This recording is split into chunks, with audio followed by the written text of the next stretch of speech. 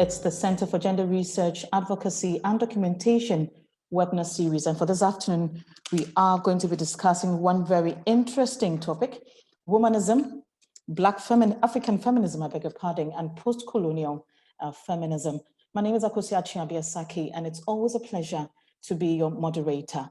Before I introduce our panel for this afternoon's discussion, I'll quickly go to our host for this particular webinar, Dr. Georgina Yao-Oduro. She is the director for CEGRAD. So, Doc, if you can hear me, you have the floor. Thank you very much, Akosia. So good afternoon, good morning, good evening, depending on your location. We are really happy to resume our series and to have you all here with us this afternoon in the Ghanaian context. So today, we're looking at a very important topic in the academy, because we deal with both students and staff. There are times that students are doing their research projects and they need to invoke one or the other to frame their work. And there are times that there's lack of clarity. So we're very happy to look at this topic this afternoon. The topic is womanism, African feminism, and post-colonial feminism. I will also consider Black feminism slightly. So as our moderator said, this is the first for the year 2020, and is the 9th in the series since we started in 2019. So we're really happy to have you here on board. So what is this whole thing about feminism, for which reason we are looking at? Some call it the F word, and some have been asking, do we still have feminists? Or are people more happier to deal with gender studies and not associate or identify with feminism? These are some of the questions we'll be looking at.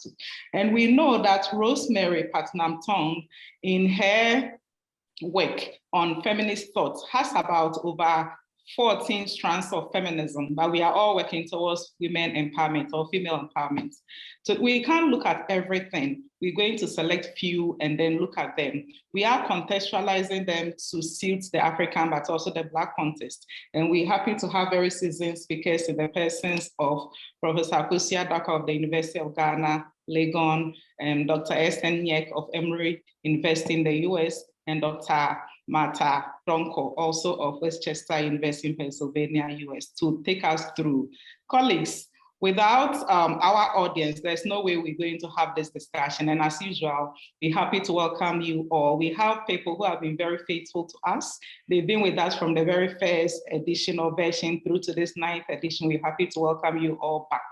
We're happy to have our academics. We also know that we're not dealing with only the academic community. We have people in mainstream society who also join us to learn. And we're happy to engage with you to learn what you know and then together exchange knowledge. On this note, I wish to welcome you all to CEGRAD, the webinar series of the Center for Gender Research, Advocacy and Documentation, CEGRAD, of the University of Cape Coast in Ghana.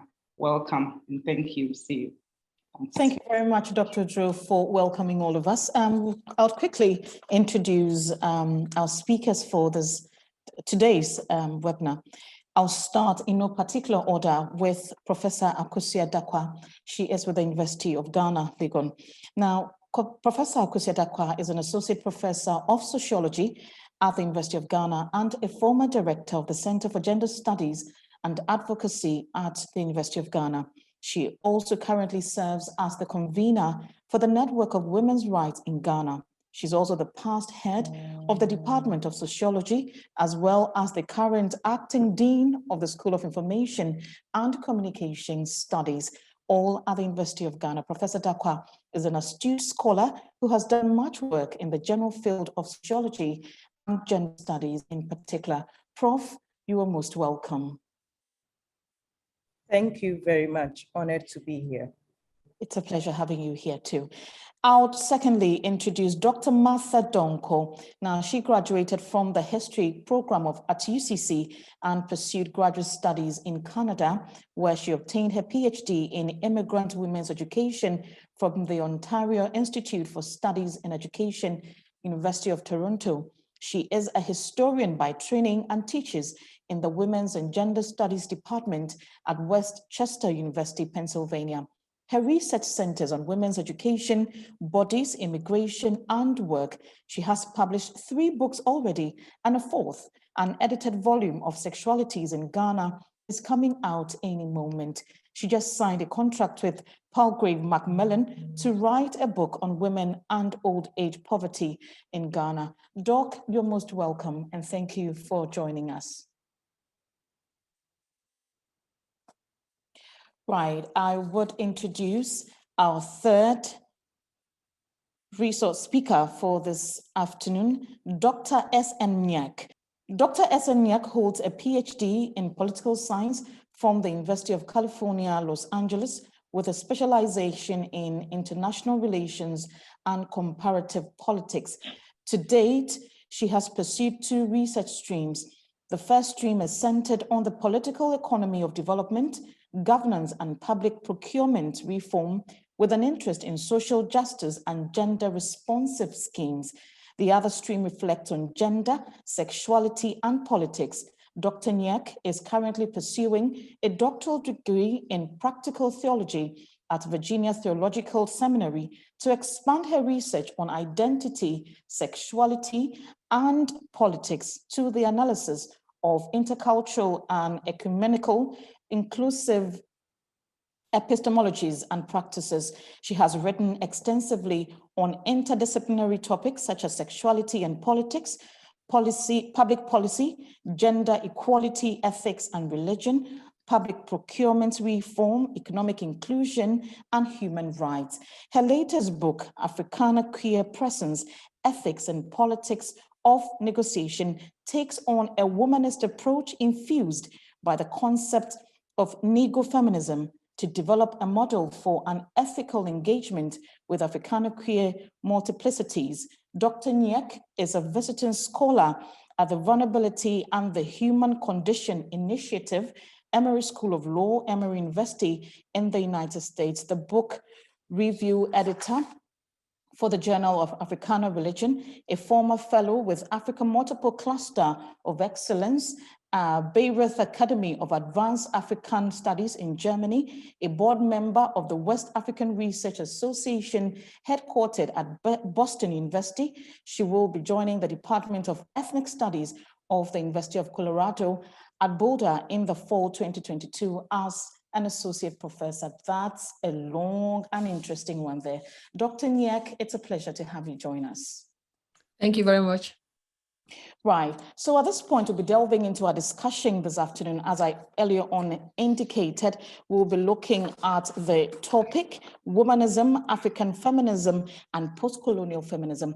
Let me just indicate that those who are joining us can equally bring in their questions. If you have any addition, it is welcome for you to bring it up. In due course, I would be reading them out. So we're starting with a general understanding of what feminism basically is. And I will start with Professor Dakwa on this one. Okay, so I'd like to share slides to speak specifically about post-colonial feminism.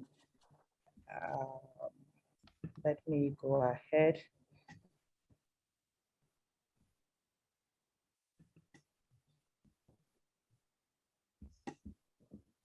Now, of course, to do post-colonial feminism, I have to historicize feminism.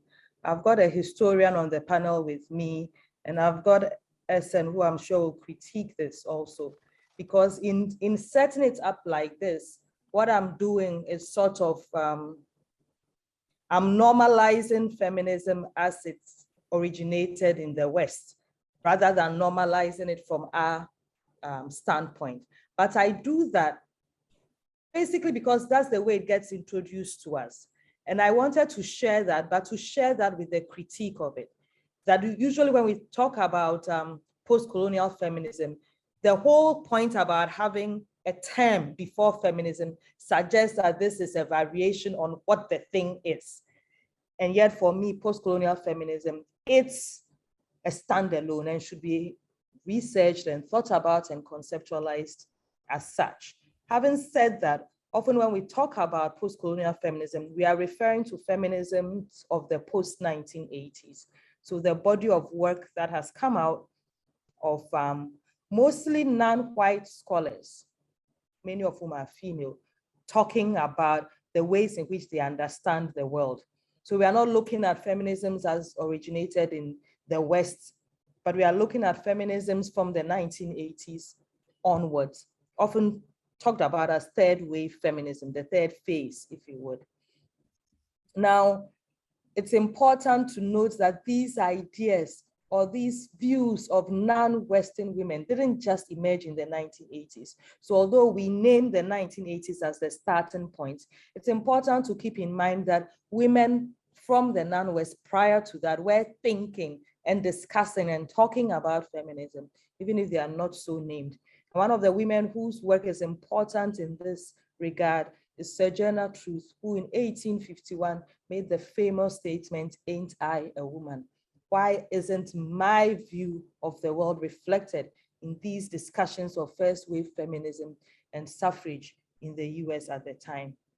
Now, it's important to acknowledge the relevance of our version of reality as feminists from the global South, because we inhabit a specific positionality, which is important for the ways in which we understand and view the world. If you are white, whiteness is the norm. You walk around with a privilege that, as Peggy McIntosh will say, you are unaware of. You take it for granted. The rest of us, we are consciously, constantly aware of the ways in which our positions as women and as women in the global South have a different take and view on the world. And so that's what we bring to an understanding of feminism. I start with a woman who's not Black, but whose work has shaped the feminist thought from the global South in many ways. And that's Chandra Mohanty's Under Western Eyes. And the point that I want to raise here, I can't go into it in too much detail, is that she pointed out that you cannot think about patriarchy as operating universally across the world. How you experience patriarchy depends on where in the world you live. And therefore, it's important that we don't gloss over that. We don't homogenize the world. We don't see women around the world as an amorphous blob. And she was particularly interested in teasing out the different ways in which women from her subcontinent of India experienced the world.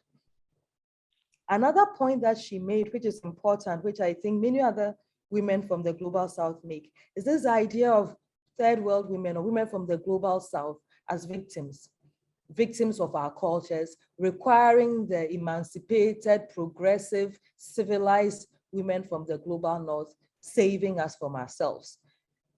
And the point about post-colonial feminism is that it gives voice to us and makes it possible for us to say and discuss how we see and view the world.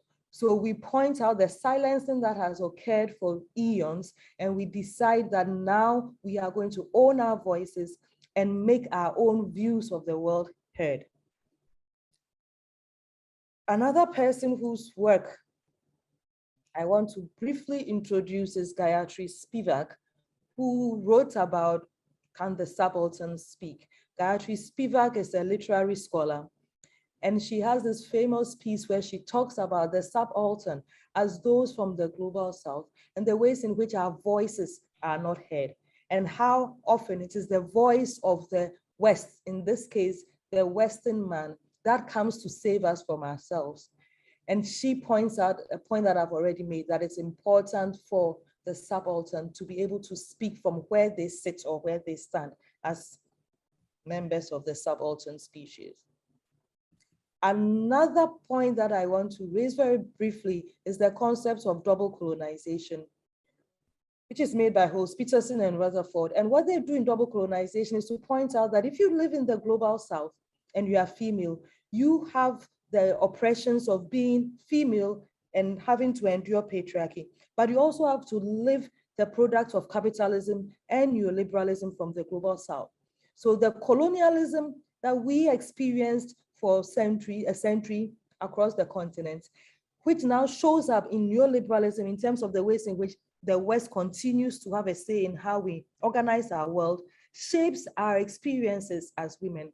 So does the patriarchy that we experience here. So our experiences as women in the global South does not match up to the experiences of women in the global North. And we have to take our context and the history of colonialism, as well as the current neoliberal context, into account in discussing how we experience the world as women.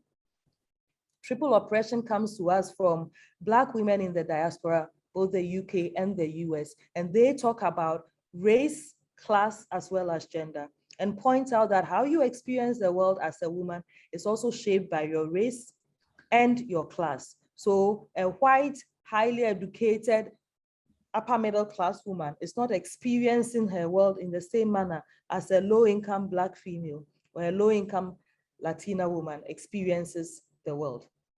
So these are really brief introductions to concepts that I think are important for us to know about if we talk about post-colonial feminism.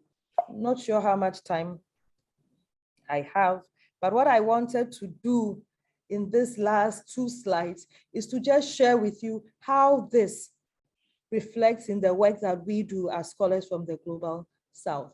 And what I did was to pick 3 of us, myself, given that I'm speaking, but also to pick 2 women from the Global South based in universities in the Global North, just to share a bit of their work. This was actually based on a presentation done for the Institute for Humanities in Africa a number of months ago. So I could have picked anything, but I just wanted to show you the ways in which of the modes of gendered exploitation that women experience, both nationally and internationally, gets reflected in the work that we do. And the ways in which each one of us are owning our narratives about ourselves and seeking to deconstruct the narratives about ourselves, women like us in the Global South, and what it means. So very briefly, I start with Sylvia Bauer. Sylvia Bauer is a product of the University of Ghana and went on to study at New York, I think, and works in Canada. And she talks about the poverty of the development discourse of empowerment for African women, challenges us to think about the hollowness of that concept or that understanding that African women are victims and require saving by others. And if you look at the development discourse, there's a lot about how to develop Africa and how to develop the bodies in Africa. And the thinking and the doing of that development is by external forces. We are supposed to just sit here and make it happen to us. And she suggests to us that we need to rethink this understanding of how women get empowered by such a model, because it's not enough. Similarly, Yolanda Buka talks about what does the modern state mean for African women. So she comes to this discussion as a political scientist and says the role of the modern state in marginalizing the African woman is an important one to think about and to conceptualize, because in the political science literature, the state, the modern state, is the space that provides safety and security for women. And she says, if you think about our continent, can we say this is the same for us? Is it adequate as a way of conceptualizing the role of the state in our part of the world and what it delivers to African women? So rather than take this as normative and take it as the way in which you understand the world, she's asking us to rethink that, to step back and ask if this is enough. So my own work, I write generally about the nature and character of Ghanaian women's work. I'm a development sociologist, and I'm particularly interested in how development theory and practice impacts on Ghanaian women. And I don't have that much time, so I'll start with my earliest work, which was a critique of structural adjustment. And what I did in that piece was to say, fair enough, at that point when I was writing in the early 2000s, there had been a large body of work done by scholars, including Ghanaian scholars like Techua Menu, that had made the point that structural adjustment was problematic for African women in particular. When I did my work, I said, you know what, I'm going to take this discussion one step further and ask, fair enough, structural adjustment was supposed to work for a few people, and the benefits that accrue to that few people will trickle down to the rest of the world. So the critique that centered on the majority of the world's population that wasn't benefiting from structural adjustment was good, but the other question we needed to be asking was, what about the 10% that were supposed to benefit from structural adjustment in the first place? Were they benefiting? or not. So we can find out whether if they are benefiting, perhaps there's a problem of trickling down to the other 90. And if they are not, then we need to question the importance of this neoliberal perspective on how to organize our economies. So I took a group of women, the Makola market women, as my reference point. These were the women who were supposed to be benefiting from all of the policies that the structural adjustment reforms had made possible.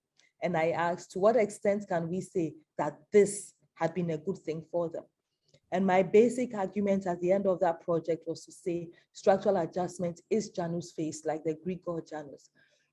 On one side, it seems to be offering you opportunities, but the other side of it is taking away all of those. So very quickly, all of the rules about opening up the economy made it possible for Ghanaian women to leave the shores of this country, to travel as far as, at the time I did my food work, we went as far as Asia, Thailand, to bring in the goods to sell, right? This was a very different era from the days of Nkrumah, who had rules and regulations about how much to come into the country from where and so on.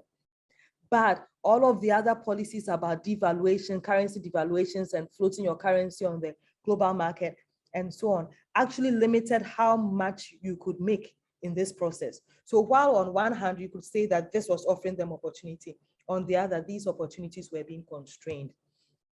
And so it's important that we share this narrative from the perspective of the women in the global south who experienced it, to be able to say that the normative understanding of how this project will work for third world women did not come to pass as we expected. So that's just a very brief, and we can talk about details of others. Essen and Martha can share their own work as women who inhabit this space as their reference point for thinking about their work. Their work also fits into this analysis of post-colonial feminism. I want to wrap up very briefly by talking about the critique of the concept of post-colonial feminism. So one of the critiques is to suggest that we are not all post-colonial. Post-colonial suggests that we are beyond the colonial project. And there are many discussions about the ways in which we are not exactly beyond the colonial project. If you read the work of Kwame Nkrumah, for example, you will know that after the colonialism ended, we just began a new phase of neo-colonialism. So we are still in the same situation we were 100 years ago. It's just a different name, same ship that we are on. So that's one version of the critique. Another says if we splice up feminisms into so many different parts, we will be divided and therefore not have the concerted front we need to be able to change the world for the better, to ensure that each human, whether male, female or not, is able to live their lives to their fullest potential, which for me as a Ghanaian woman who calls myself a feminist believes in, that it doesn't, your genitalia should not define how much you are able to live your life to the fullest of your ability. The final critique is one that calls for a recognition of transnationalism in our current context and seeks to move us away from a focus on post-colonial feminisms to transnational feminisms. And we can discuss whether or not from where we sit as women from the global south, this is what we want to be talking about. But I just thought it was important to offer these brief critiques as well. I will stop here and we can have a conversation and discussion afterwards. Thank you. Thank you very much, Professor Dakwa. We're grateful for the insights you've given us on this particular subject, actually. I should have earlier on indicated that it's 15 minutes for your presentation. Forgive me, Professor Dakwa, for not indicating that. So I'll move on to our next presentation, Dr. Martha Donko, and she'll be looking at African feminism. Doc, you're welcome, and you have the floor. Well, thank you for having me. It's so exciting to be back at UCC, although I'm doing so virtually. Of course, during the introduction, I had been locked off, shut off, so I couldn't really show you that I'm a product. That's fine. We're grateful at least you're here now. Can you hear me? Yes, we can hear you. Sure. So I'm a very proud alum. And so to start, I think I'm going to have to work a little backwards to address some of the issues that Dr. Darko just mentioned, but in a narrative form. Professor Darko, So please. African feminism, what is it? When I was presented with this topic, like excitement, oh, I'm African feminism, and then all of a sudden, I'm like, wait a minute. There are 54 countries in Africa with all the diversity and even within countries, the diversity of issues that affect women. So I couldn't really come to a point that this is what I wanted to do, contemplated certain topics, one of them being an examination of feminism as a movement. But then I don't know where that was going to take me. And then I thought like, hey, can I also talk about the intellectual roots of feminism in Africa? Well, it's going to be discussed by Dr. Neka and Dr. Dakwa. So why would I want to do this? And then I considered the view that is often asked by very many people that feminism is somehow new to Africa. It is an importation, colonial importation, that African women haven't really been feminists. And I'm like, this is attractive, but it's also a no-brainer. Why? Because we're now suggesting that all these nameless, faceless women, like my grandmother, who were denied the right to cultivate their own cash crops, but somehow did subsistence farming and supported their dependents and themselves, were they not feminists? Or we can think of queen mothers who mobilized women in their communities, dug wells, warded off diseases so that there would be health in their communities. Were they not feminists?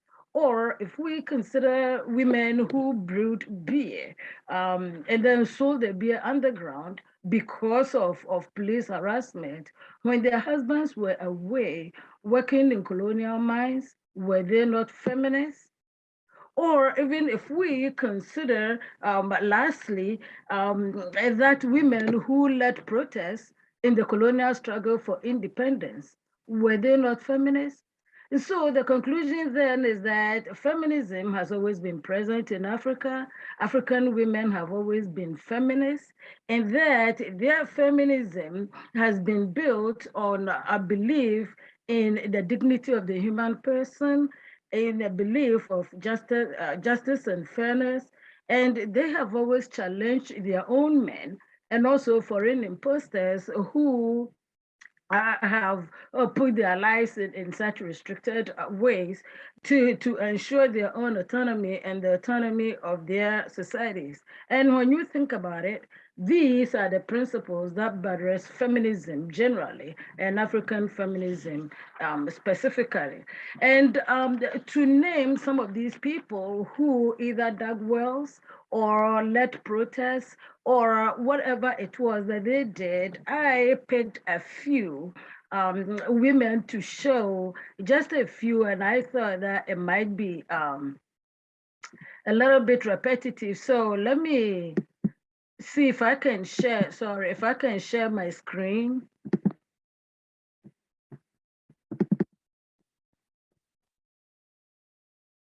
And then,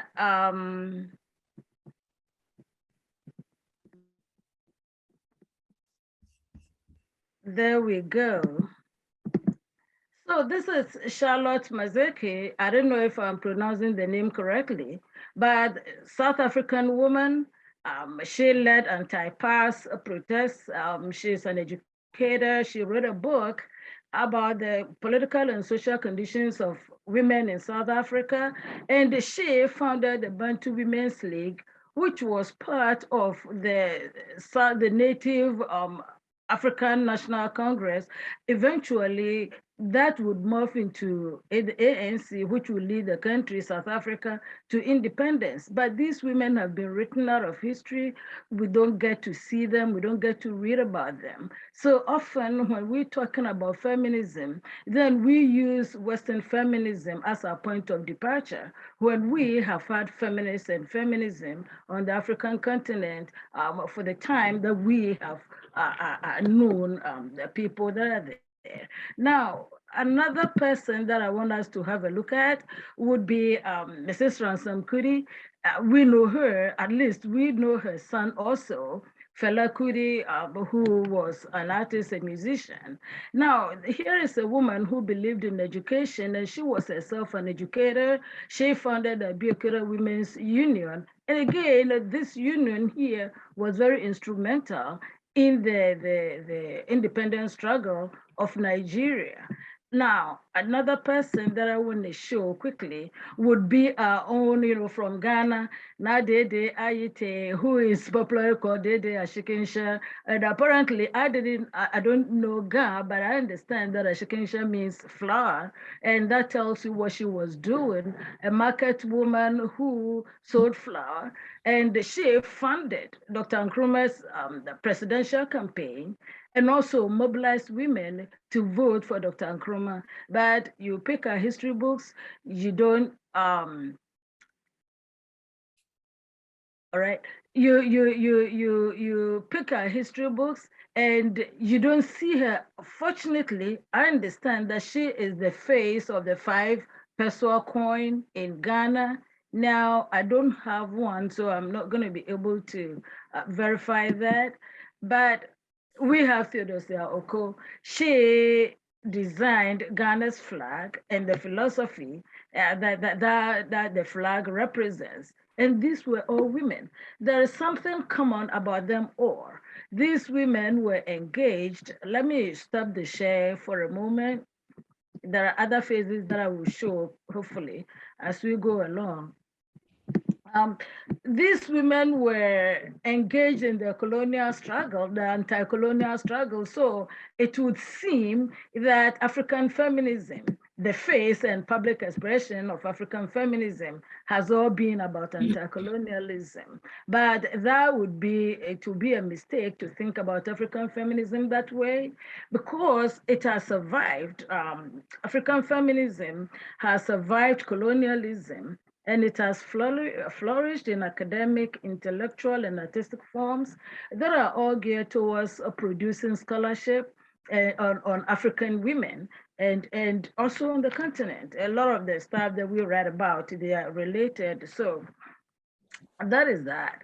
Now, in line with that, we see that we have journals that support African feminism. Now, some of the popular ones include Gender, GENDA, the full name. I'm not going to go into that. We have African feminisms, we have Feminist Africa, and then we have African Feminism and Development, and we have SAFIR, the South African Feminist Review. So right off the bat, 5 journals. We don't have a whole bunch of them, but to think that even in the 1960s, early 1960s, most African countries were still living under colonial domination. And then from that to now, about 60 or so short years, and we got these journals. I believe that is a very good beginning. Now, in addition to these journals that we use to disseminate information, we have the centers. So we have our own center at UCC that Dr. Odro is the director. We have Sejensa at Legon. We have the Mandela Center in South Africa. And then we have the Women's Center for Development in Ibadan, the University of Ibadan. So when you look at it across the spectrum, then African feminism isn't all about the colonialism. It is also about the intellectual development on the continent, and our universities are doing great in doing that. And so when I thought about what folks are doing, of course, we're not going to be having centers without having people that will run the centers and people that are doing the scholarship. I think I got a whole bunch of stuff, but we will share the names, show the pictures. We can think of Amatedu. We can think of let me look at their names so quickly, can share them. I have Amatedu here. I have Mami Obin. I have Renatu So, and then Melissa Kiguwa. That is even doesn't include women like Obioma Nameka, she is very popular, and Flora Nwapa, Philomena Steady. These are all women who have done great research, either as artists, as performers, as scholars, intellectuals, academics, who have furthered the cause of African feminism. So when I was thinking about these women, I also thought about a Nigerian proverb that I think is important here. And that proverb says that unless lions learn to write their own history, tales of hunting would always glorify the hunter. Now, think about it. What these women, scholar activists have done is to rescue African feminism and African women from Western epistemological hegemony. And I think that is the credit to these women. So often I get frustrated when I get people, and most of them are educated African men, and I'm sorry, the guys that are in the forum right now, I get these kinds of questions, and they ask whether feminism is compatible or relevant to African cultural norms. And my response is that to put compatibility and feminism in the same sentence is oxymoronic. Because if we have had our issues addressed, then we wouldn't have feminism. But we have feminism because our issues have not been addressed. So what are some of the issues that we are thinking about now? And for me, I think that there is an urgency right now as we speak for feminists to double their action, to double their efforts. The post-colonial feminists, the critique is there, but they are doing their job. Transnational feminism is taking a hold, but there are important issues that we as African feminists and the pro-feminist Africans elsewhere to pay attention to. And I think I listed 6 of them, and let me quickly go over them. Number 1 is that African women, more than women anywhere else in the world, have more to lose from the current global crisis that has gripped the entire world. We have more to lose, so we have to address that issue. Also, that women are worse off in the conditions that are created by global capitalism. Number 3, that African patriarchal traditions continue to hurt women. 4, that conflicts on the continent victimizes women in heinous and degrading ways. 5, HIV/AIDS continues to afflict large numbers of African women. And then the last one that I'm concerned about is women's participation in education, politics, and the formal economy. These lag behind men. So when people ask if feminism is relevant to Africans, we are not even going into the intellectual part. We are not going into the scholarship and everything. We're talking about practical day-to-day nuts and bolts of feminism. And then the answer is sure. We need feminism. It's relevant, it is important. And the importance of African feminism, and this is going to be the last thing so that I don't go beyond the time that we've been allotted, is that African feminists have identified, yes, I will do that. African feminists have identified about 6 or 7 areas of importance that they're working on. And number 1 on my list here would be the traditions. Now, how are we defining traditions? We know that there are a lot of traditions in Africa that they hurt women. We know that.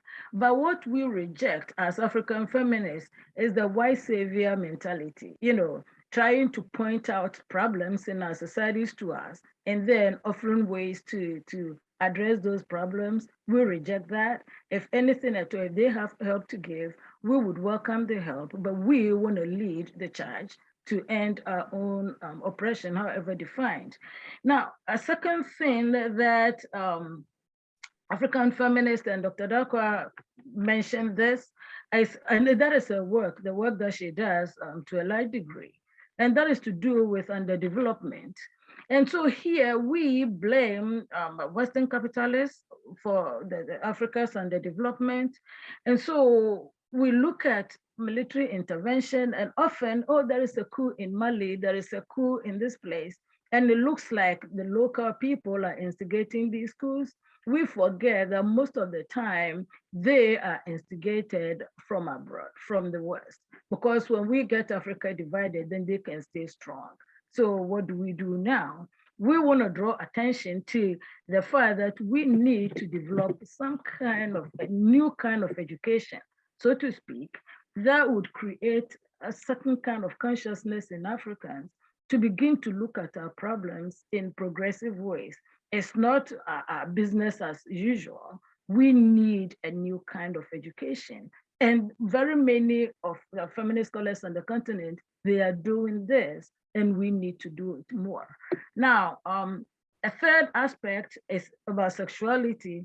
And sexuality really has divided African feminist scholars in particular, people that believe that, especially with lesbianism, it was already on the continent. And now some people are saying that is so destructive. We don't want to be distracted with issues like that. Not to say that we wouldn't deal with sexuality. We do. And how do we do so?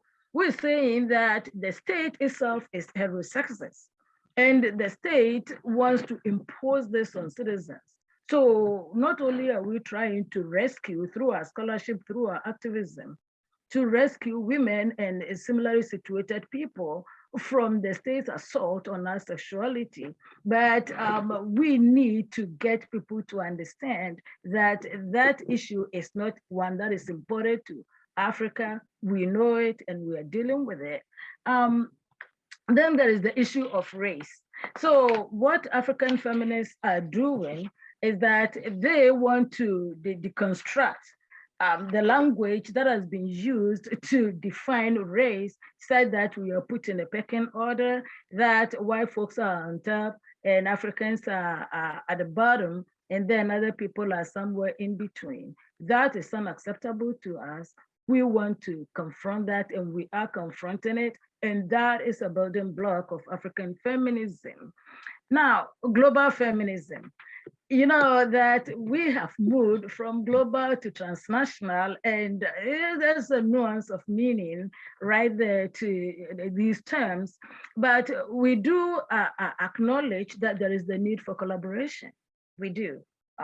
We can fight it, and we have been fighting it, but there is need for collaboration, especially when we consider women in Latin America, in South Asia, places like that. And then we also acknowledge that there are differences in our struggles, which Dr. Dakwa already alluded to. We want to tamp down on the anger towards white feminist epistemology. We know it rubs people the wrong way, but when we approach the issue with that level of intensity, it doesn't augur well for good dialogue. So we want to tamp down on that. But we also, when we are tamping down on the language, we want to remind white women of their privileged position in society. And then the last one is love, right? African feminism is expressed in that kind of non-confrontational language, the language of love, of spirituality, and one that is geared towards critiquing Western epistemological hegemony, which Dr. Dakwa just did, and also to decolonize and to patriarchalize African minds. So ultimately, the language of African feminism, as I just said, is non-confrontational. It is infused with love, healing, spirituality, and it is sometimes expressed non-verbally, in song, in fashion, in drawing. So if we want to have a look at some of these, and I have a link that I can share with all of you, about the Umoja villages in Kenya, where women, at least for the whole world now that we speak, where we have the first truly matriarchal society or villages in Kenya, founded and run by African women. So do we still need to prove that Africans knew feminism, they know feminism and they do feminism. We can talk more about that during the question and answer time. Thank you. Fine. Thank you very much, Dr. Donko. We're grateful for your presentation as well. So I'll move on to the third, and in no way to say the least, I'll get to Dr. S. Enyak, and Dr. S. Enyak will be looking at womanism. You have the floor, Doc. Thank you very much, and maybe you can also cue the slides. I only have two.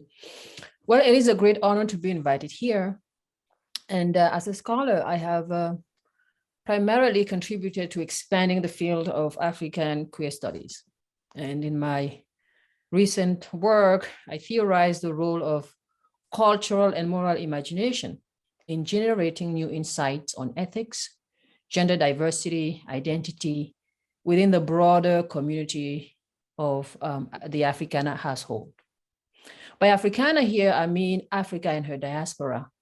And as my scholarship evolved, I have turned to the study of film, spirituality, to analyze how queerness moves about and transforms not just the Africana household, but the world. So I want to think of myself as a theorist at the core. So I'm going to have a different mode of delivery than my distinguished panelists. So today I am discussing the meaning and importance of a self-implicating and reconstructive conscience of Africana's presence in the world, to highlight the foundational, the critical, the radical, the relational roles that womanism assumes in this process of self-interpretation.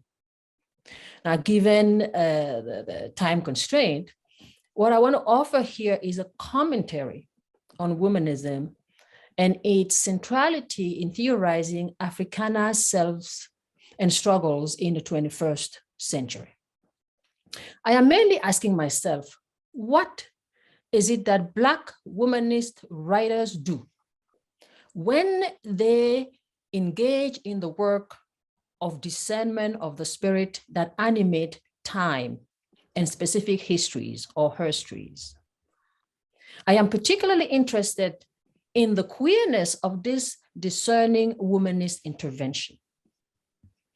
I am using queerness here to denote conscious metamorphoses in time that have always been provocatively situated within Africana's cosmologies at the intersections where the depths of Black consciousness and thinking meet the world or becomes worldly.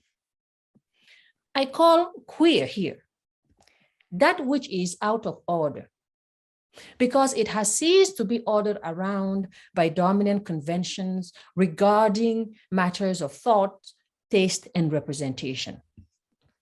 This decommissioning of conventions makes queerness evanescing, annoying, and yes, freakish. That is to say, queerness understood as metamorphosis of consciousness is radically opposed to all overt and covert manifestation of epistemic violence aimed at either fragmenting rather than enhancing Africana's full presence in the world. It is opposed to all attempt at fixating Africana sources and bodies of knowledge in unidimensional trajectories. So understood, queerness, while grounded in the desire for sameness, is treated here as a container, a content of interrelational yearnings and modes of belonging, sexuality being only one possibility among many others.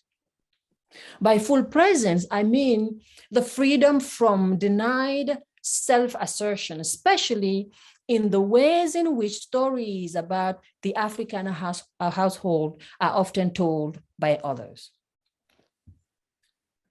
In Search for Our Mother's Garden by Alice Walker provided us with the foundation for a womanist discernment of spirits in a racialized time.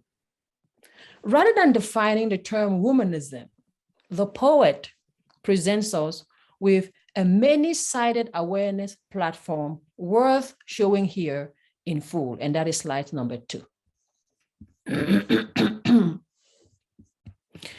I'm going to leave it there so you can familiarize yourself with it. I'm not going to read all of it, but suffice it to say that when we say womanism, we are being very, very serious.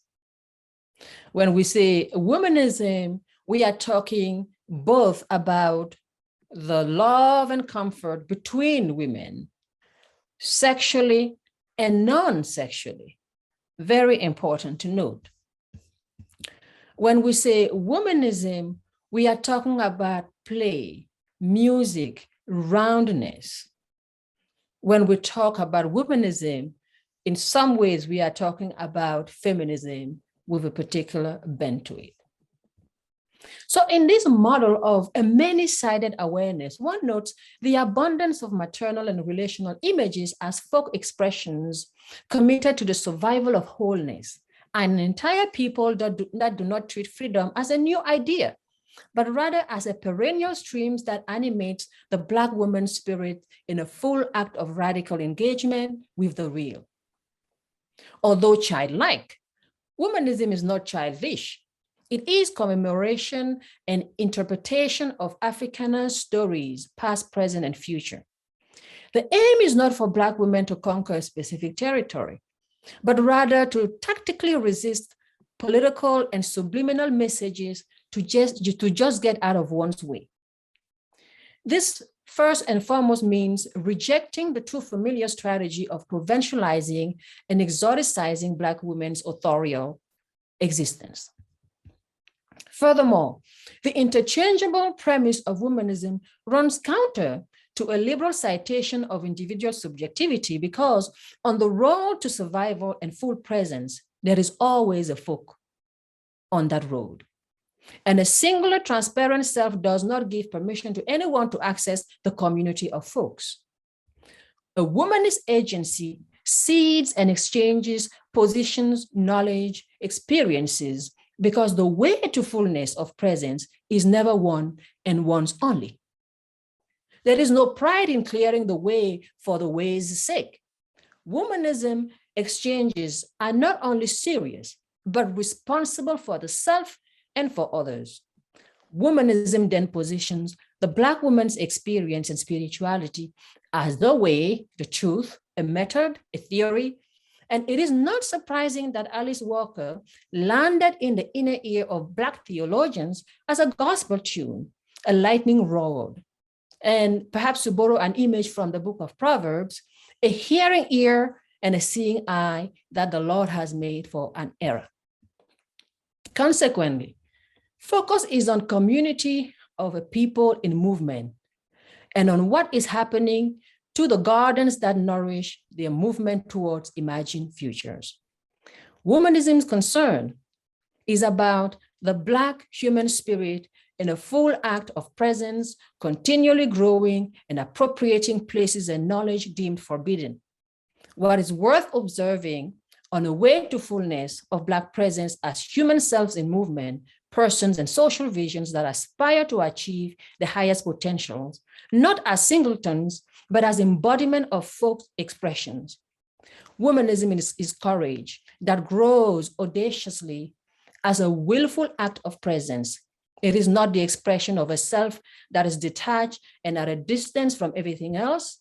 It is the voices of not one, but many Black women invested in imagining relational and willful futures rather than recycled histories and institutional culture.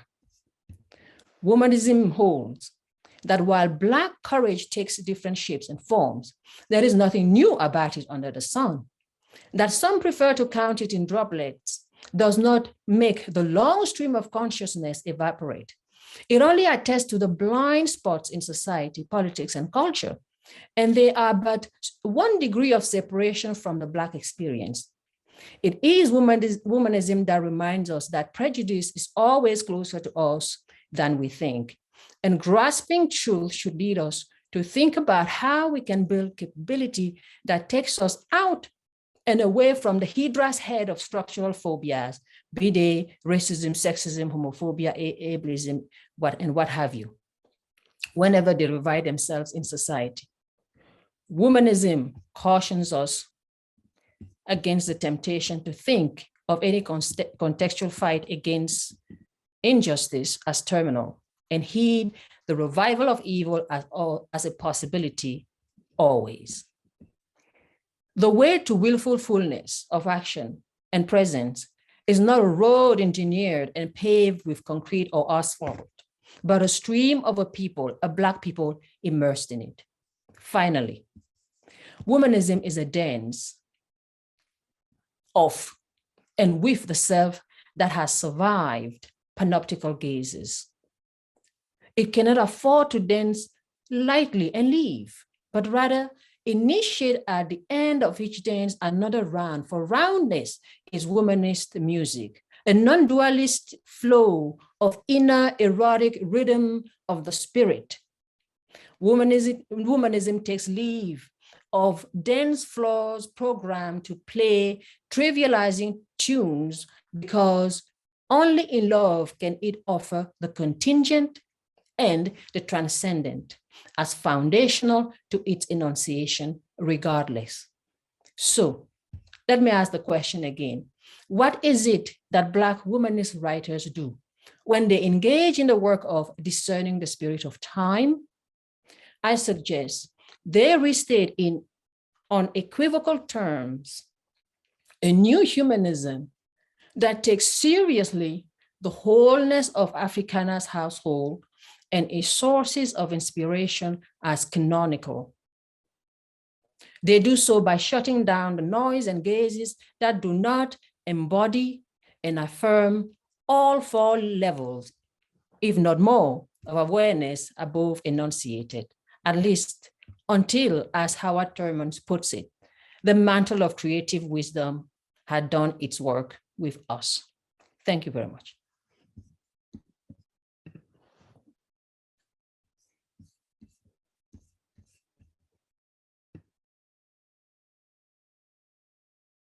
Thank you very much, Dr. Nyek. Forgive me. I was having a bit of a challenge getting my microphone on. We're grateful for your presentation as well. Let me quickly acknowledge the presence of the Pro-Vice Chancellor for University of Cape Coast, Professor Rosamond Bohine. She is with us. She's on the platform with us and then participating in this particular webinar. We're grateful for her time. But listening to all three of you speak, Professor Dakwa, if you could answer this question for me.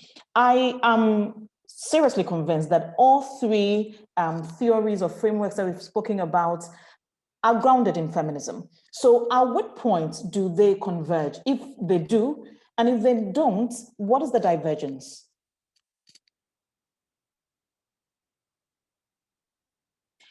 If Professor Dakwa can hear me.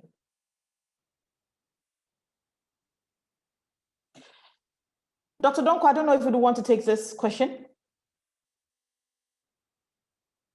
Hey, my namesake, you are trying to disgrace me. I didn't hear the question. Yes, Okay. I'm muted. Oh, okay, so I have Professor Dakwa back on the online, so I would pose the question to her again. So I would say that listening to all three presentations, I'm convinced that the three theories or frameworks we have listened to are all grounded in feminism. So I would want to understand, is there any point of convergence? If there isn't, is there any divergence when it comes to understanding these three theories or frameworks? So I think the point of convergence is that whether we are talking womanism, African feminism, Black feminism, Western feminism, is that as feminists, we believe in the right of women to be able to live their lives to their fullest capabilities. Right, so that's the starting point from which we all begin. And I saw that somebody was asking, what's the difference between Western feminism and African feminism? African feminism, yeah. That's the starting point. If you live in the West, what that means will manifest differently from if you live in Ghana, right? But in both spaces, what we are saying is that it shouldn't matter what genitalia you are born with. You should be able to live your life to the fullest of your abilities. And there should be opportunities provided for you to be able to do that. So you don't need your family members constraining you. neither do you need state policy determining for you whether or not you can go to school or not. And if I want to be an academic, I should be able to be the academic. I shouldn't have people passing snide comments on whether or not this is the space in which I'm supposed to operate. Right, thank you. Dr. Donko, there was an interesting aspect of your presentation that I wanted to pose a question on. You indicated that when it comes to issues of feminism, a lot of the time examples are drawn from the let's say the Western examples are drawn a lot of the times. And so there is this situation where the contribution of the African feminist is not usually giving that kind of exposure. Is that the situation at the moment? Well, I would say yes and no. From our vantage point from Africa, we know that the African feminist is prominent in her activism, in her scholarship, in her art form.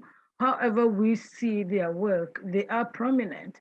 But when you go to the West, at least where I teach, kids know very little, and I believe that a whole lot of people, unless they are in the feminist community, they know very little about African women, let alone African feminists. So when you introduce subjects on oppression, it's all about oppression in the United States, and they think that oppression is oppression across the board.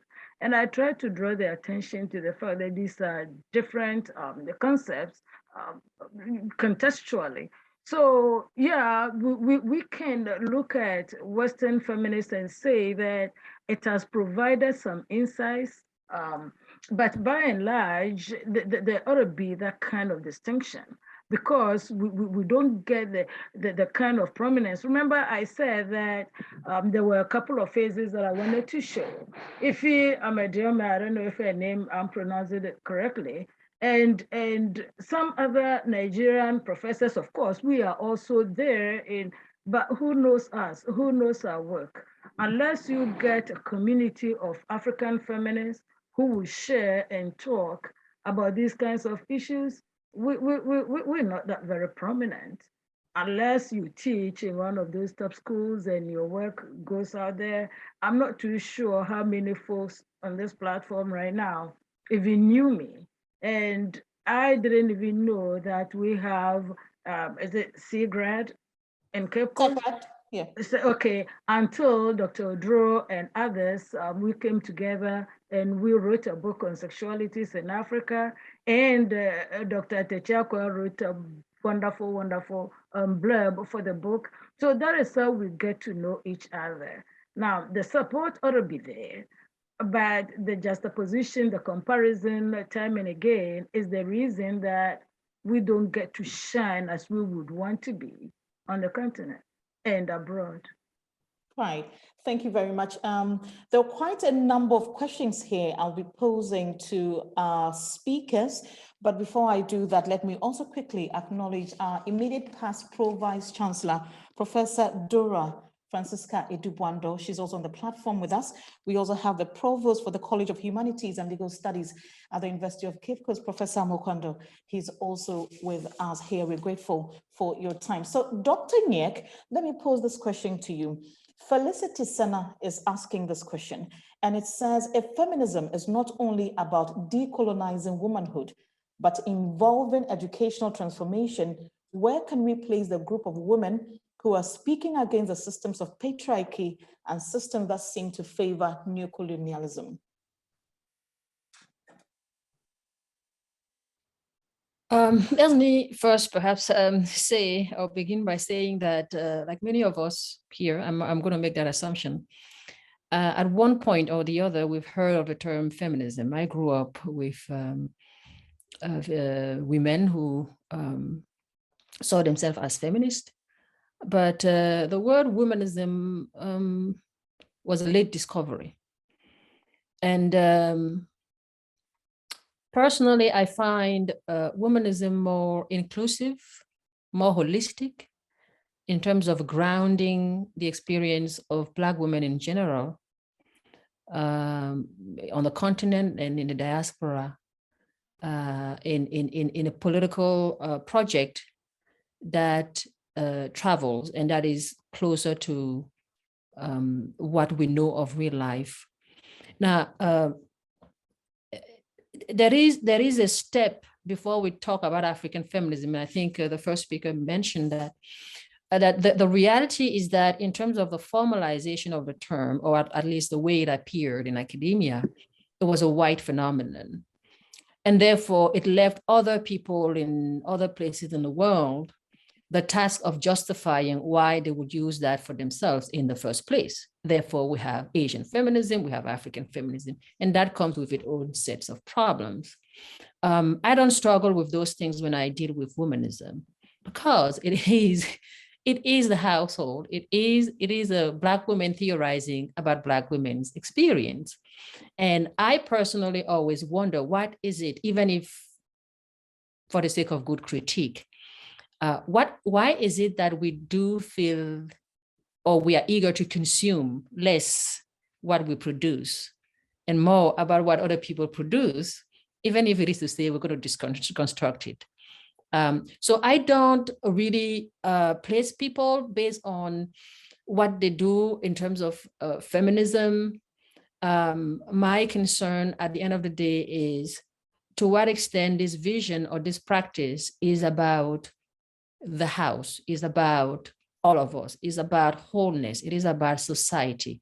Is it narrow? Is it about my personal project, my personal vision? It is true that I think, as it has been said here, that the feminist movement has not always been open to all types of conversations about women on the continent.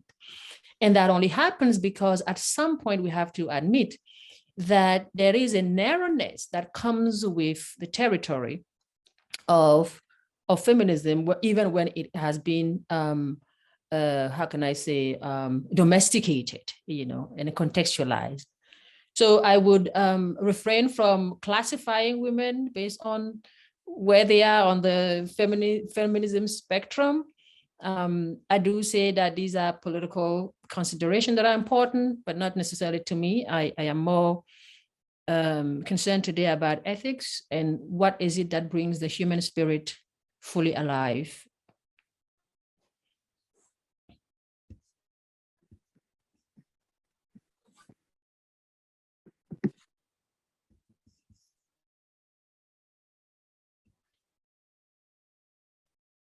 We can't hear you. Oh, forgive me. Professor Dakwa, I'm asking, thank you, Dr. Nyek, for your response. And Professor Dakwa, I'm asking, do you think that women are a bit not so much interested in identifying with being feminists? Or what do you think? Senna is asking if it could be the fear of attacks on them, or they do not understand the whole principle behind the concept of feminism. Well, I think sorry. Who is going first? Professor Dakwa is taking this one. Sure, no, go ahead. you can go ahead. No. I mean, for me, the thing is that it's like the F word, right? And it's seen very much as a very Western imposition on us. So if you are feminist, that means you've taken on some Western ideas and you are being hoity-toity. And the point that Martha raised was the fact that actually African women have been feminists for a very long time.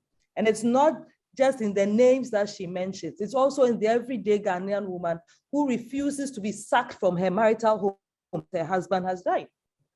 It's the woman who says, if it is not acceptable for you to go and bring children outside of the marriage and expect me to be sitting here quite comfortable with it, I too have a view on this and I want to share that. So for me, if you think of the word as a word that's Western in orientation, that makes you somebody who is beholden to the West, then you have a problem with it. But if you own it as, listen, each one of us has a right to a space where we can become the fullest we can be, then it doesn't matter what the terminology is. SN makes the very good point that when you work from the womanism perspective, then this baggage is shed, right? You don't have to deal with this idea of feminism comes from the West. And therefore, if you're a feminist, surely you are taken up by Western ideas. And one of the things that I counter all the time is, in this space, for all of the problems of colonialism, right? We have the English language that's allowing us to communicate across. Otherwise, SN, who's Cameroonian, and me, who's Ghanaian, how are we going to hold this meeting?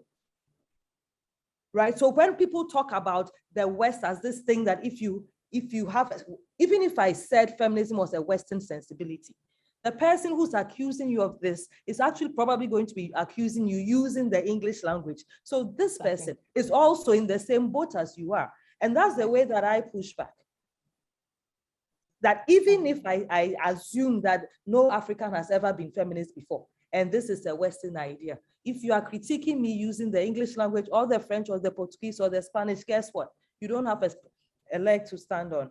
I'm going to very quickly take on Vera's question. Is it possible, she says, for African academics to engage with Western academics towards a common goal? And I think you missed the point if you expect that of us, because what you are saying to us is that the Western academic viewpoint is the standard. So we should work towards the common goal, which won't be our common goal. It will be the Western common goal. When I did my PhD thesis, it was about Akan women.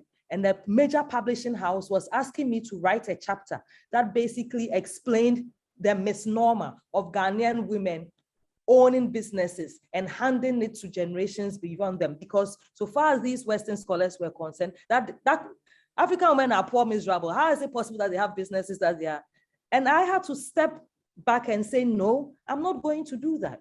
I wasn't going to reach a common goal with them, which was to draw those anthropological circles that you draw and show kin ties and so on. No, Ghanaian women in the markets are not a misnomer. That's our reality. And I wanted them to begin from that as the reality, rather than asking me to move that into the discourse that we need. So I understand your frustration because you are trying to get a PhD done and they are pushing back. Your faculty members don't have any idea what you are talking about. And it will only make sense to them if they see it in a narrative that you understand. But part of learning to own your voice as an academic is being able to say, guess what? This is something that you might learn a few things from, rather than push back. I'll encourage you to look up the work of Oye Ronke Oyewumi. Ronke Oyewumi wrote her PhD thesis that eventually became the invention of African women. And she has a piece in the Makerere Institute of Social Research bulletin about the process of writing that thesis at UCLA and the pushback she got. And hopefully that will give you some encouragement. You will not be the first. We've been there. You too can push back. Don't let them make you think that the only way you get your PhD is by sounding like them. And I'm going to put my contact in the chat. Sure, we will get through this, okay? Right. Thank you very much, Prof. We're grateful. My next question, Dr. Donko, I know you'd want to have a bite at this particular one, but then for want of time, I would ask that we move on to the next one. And this one is coming from Professor George Drew. And this question actually smells of that common saying that women are their own enemies. He says that he's wondering if African feminist researchers have interrogated the extent to which women in leadership promote women development. And he's basing this question on a small-scale study he conducted in a basic school and some basic schools in a district in Ghana, which revealed that female teachers prefer working under male teachers rather than, they prefer working under male teachers than female head teachers. What's your take on this? That is unfortunate. I don't think that they prefer. That should be the operational word right there. Why would they prefer to work under male teachers? We all go to teacher training college. I was trained as a teacher at Bekum Training College. We were there with guys and we held our own. So how would it be that I go to the field and somehow, for some reason, I prefer to work under a man? We live in a patriarchal society, for God's sakes, and patriarchy makes it such that authority positions have been held by men. And so people are conditioned to believe that masculinity, manhood, authority, they go hand in hand. And so men automatically ought to occupy top positions. And that is part of the conditioning. That is part of the reason that a woman may accept the second place, assistant headmistress, assistant principal, stuff like that, as opposed to. But I don't think that a woman would be offered the headship and she would say that, well, I'm a woman and I can do it. We are leaders in our own homes. We are leaders in our communities. We are leaders wherever you find us. I'm not sure that a woman would say that they wouldn't. So we would need a lot more insight here to understand how where the school is situated, the women or woman who would rather prefer to have male teachers to being the head herself. I would need a little bit more to be able to address that. Right, sure. Thank you very much for that. Can I come to Dr. Nyek? Yes, I was going to say,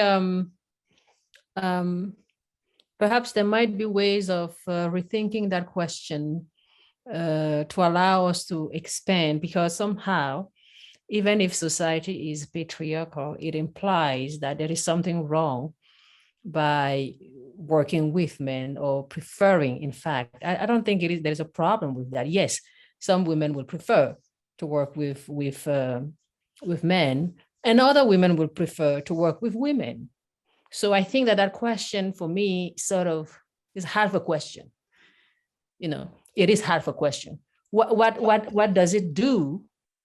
Why are we afraid to say, yes, some women prefer to work with men, but also other women prefer to work with women, but also some men prefer to work with women. So we are stuck in this one narrative because it is always about showing how women are their own problems. They fight among themselves. Even if you give them power, they will mess it up, on day one. I don't think this is useful. We have to own the questions and ask the questions that allow us to expand the field of imagination so that we become this truly broad and diverse household, which I've been talking about. So let us welcome those women who work with men and hail them, and let us welcome those men who want to work with women. Yeah. How about that too? So why we're not talking about that and then putting those and juxtaposing, and then seeing the full picture of the house. So I think it is half a question. I would say, my pushback would say, let's ask holistic questions.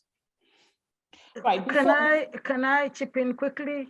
Right, Dr. Donkor, you can do so. Just about a minute or two to address the issue that Dr. Donkor just talked about, this whole thing with feminism and using that people don't want to identify with it in Africa. You see that even in the West, where folks believe that we borrowed the term and the ideology and the practice, feminism has been given a bad rap, right? And because of that, women, they refrain from identifying us, but then they live that life.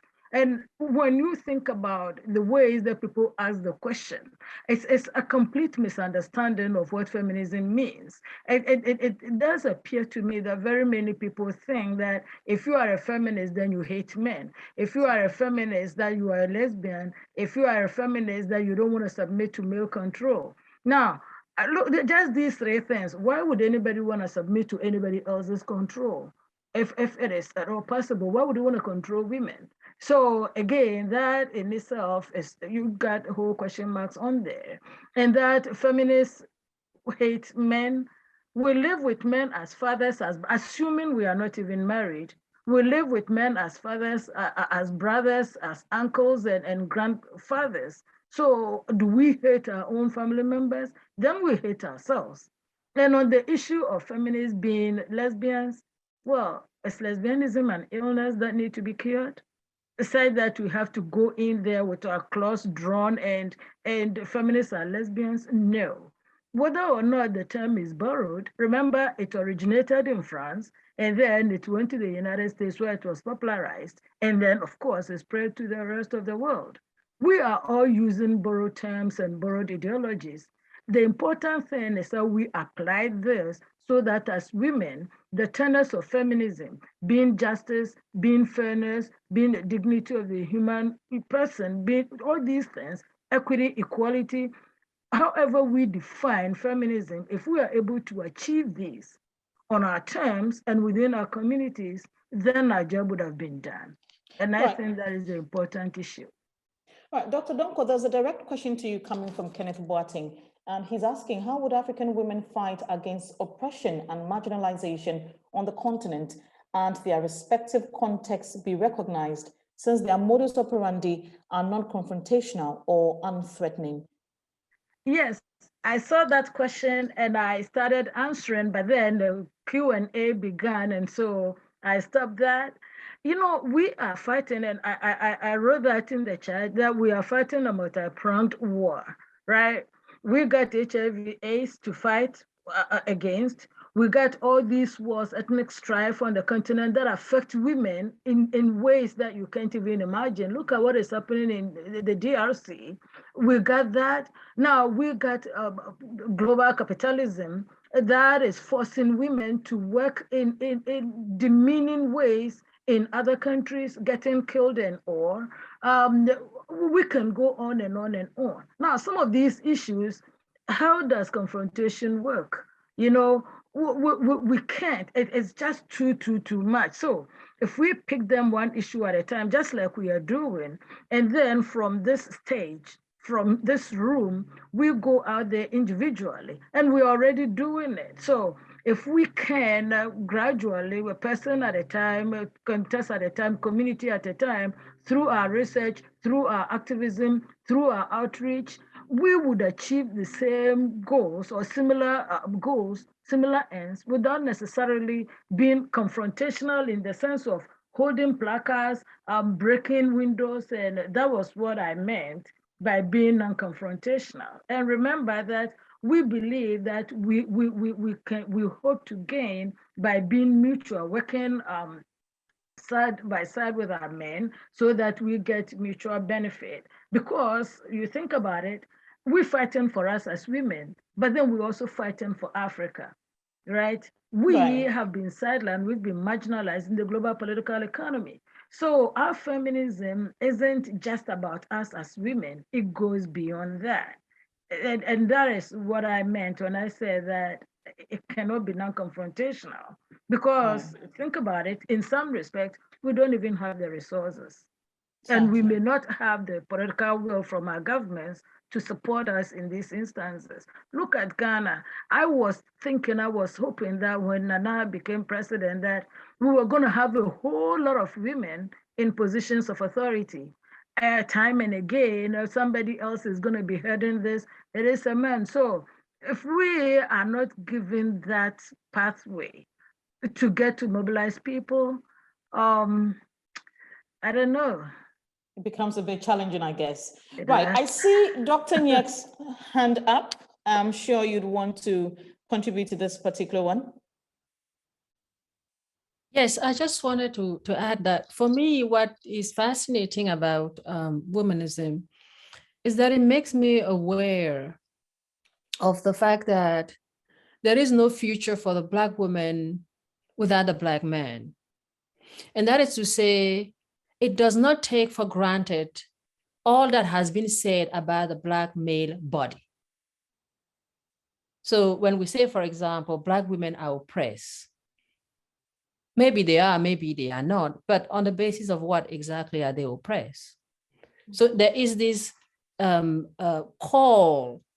That's not to say that we're going to idealize our own community. That's not the point. The point is to say that womanism makes me aware of the level of stigma, of the stigma that is attached to Black bodies, but more so also the Black male body, especially when it is an African, especially on the continent. So for me, when I hear, for example, the use of the term patriarchy, I'm not saying it doesn't exist, but it makes me sometimes cringe because I'm concerned about, is it wholesale, label that is being imposed on an entire continent on Black males' body. And so I just wanted to sort of bring that perspective that we also have to nuance that which we call oppression, because always be aware that we are using terms that are more than just describing our reality. They are imposing a certain kind of narrative on our social life. Right. There are so many questions to pose. I have about 29 of them to do, but then sadly, our time is spent. But Professor Dakwa, I would want you to do this one before we wrap up. Dorothy Techua, since you talked about the points of convergence with the various theories or frameworks that we have discussed this afternoon, she's asking, considering the various intersections and different cultures within the African continent and different challenges bothering African women, is it appropriate African feminism forges a common path? Well, I mean, I sit on the editorial board of Feminist Africa, write about issues on the continent. I think it's important that in this conversation, we don't pigeonhole us, right? Right. So this idea that we all have to have a common path. So whose common path is that going to be? And who's going to be left out of this common path? Because a path, in other words, this is the way we are going. So those who are over here are out of this common path. I'm an advocate for inclusion and for the recognition that we are many African women. There isn't one African woman, there isn't one African feminism. There are African feminisms with an S, and we should embrace it all rather than pigeonhole. There's a whole discussion also we didn't talk about sort of intergenerationality and the older women's feminism versus the younger women's feminisms, and which one is the better feminism. Each one of us has a right to their version of feminisms. Let's embrace it all. Let's not pigeonhole ourselves into this one common goal, because it's going to shut others out. Right. This would have been the last of the questions that I was going to pose, but I've just been prompted that. Dr. Donko, help me with this one. How do feminists, mainly female African academics, navigate their personality as middle-class women in an attempt to avoid being labeled middle-class saviors? That's a good one. That is a good one. You know, whichever way you slice it, that is how it's going to look like. But we're going to have spokespeople. In this case, spokeswomen, right? We can't have a movement without a platform, nor can we have a movement without leaders. We're not claiming to be leaders. We believe in a Lara, complementary, mutually beneficial kind of work. And some of us don't even live on the continent yet. So we cannot be seen as saviors, Black saviors in that regard. But there is something that I must also admit, that when we try to look at this, it shouldn't be done, look at this, then we are sort of towing a line that Dr. Nick and Dr. Dakwa have been addressing, is that the issues are different.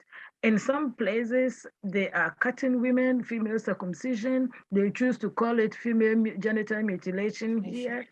It is an issue. Well, if that thing has value for the people that practice it, who are we to go and say that because the West doesn't agree with it, we shouldn't do it?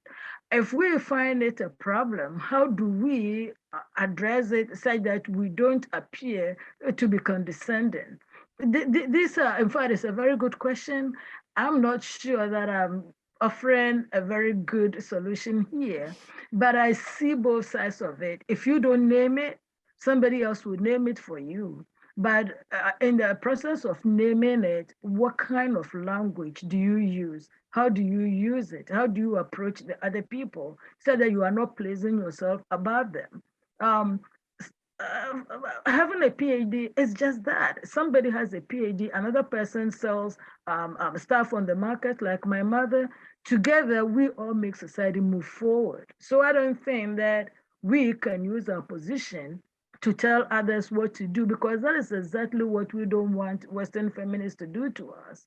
And we cannot do the same thing. But then if we don't do, then who carries on the conversation? So you see that we work in a very tight rope right here. It is a balancing act, and it will need conversations like this with like-minded individuals coming together, brainstorming, sharing ideas, so that we see how to carry these agendas forward. Right, thank you very much. It's been a pleasure, joining in this educative webinar that we've had this afternoon. It's unfortunate that we can't pose any more questions because our time is up already. So I'll quickly go to the Director for CEGRAD UCC, Dr. Drew, to give us her final words, and then we'll wrap up. Thank you very much, Akosia. It's been a really insightful afternoon. And I must confess that I've really enjoyed myself. It's been so engaging. And I know that if time had permitted, we would have continued over and over and over, looking at all the questions that we've had this afternoon. I think that it's actually a space for us to talk as women academics, our realities, and we realize that there are so many frameworks that we can enact when we're talking about feminism, womanism, and all that. And the fact that we have our men on board on this platform is also a plus, because they get to learn and understand, and not always bad, because lack of understanding brings a lot of confusion. So we're happy that we have all of them. This afternoon, we had over 100 participants, which we think is a plus. And we had seasoned speakers, as we heard. And together, we've all learned so much. We can't thank you enough, our speakers, and we know that we'll be calling upon you again for different topics, considering that this is a gender center, and we'll be collaborating with you in different dimensions. We want to also appreciate the presence of our participants. Without them, we couldn't have had this engaging conversation this afternoon. We're happy to recognize the presence of some of our former pro-vice chancellors. We had Professor Odro, we had Professor Dora Edubando, who just exited the seat, and then our current, we had our provost also. So management has always supported the activities of CEGRAD, of which we are very grateful. We can't thank all our IT or technical support, our administrative support, and all. Without you, we couldn't have had it. God bless you all. Have a good afternoon. Hopefully, our next will be in May, during which we'll be looking at mixed race and realities. So that is the next topic that we are thinking of. We're going to have other seasoned speakers come on board. Nice seeing you all, SN, Mata, and then Akosia from different parts of the world, and all our participants from all around the world. We are so grateful to have you this afternoon. Thank you very much. And our moderator, Akosia as well. So we had two Akosias this afternoon. We're also happy to have you all. Thank you very much. Hey, Gina, can you stay for a moment? Okay. Thank you. Right, so thank you so much. It's been a pleasure having all of you here. Let me quickly say hello to Victor Kojode. He's a colleague, he was with us, but now with Ohio University in the USA. And I'll leave you with the proverb that Dr. Donko gave us. She said, unless lions learn to write their history, hunters will always take the glory. My name is Akosia Achiabiasaki. I'm so grateful to have been your moderator. I look forward to the next session we're going to have, and I believe it's going to be an exciting one. So thank you, everybody. Till we meet again, bye-bye.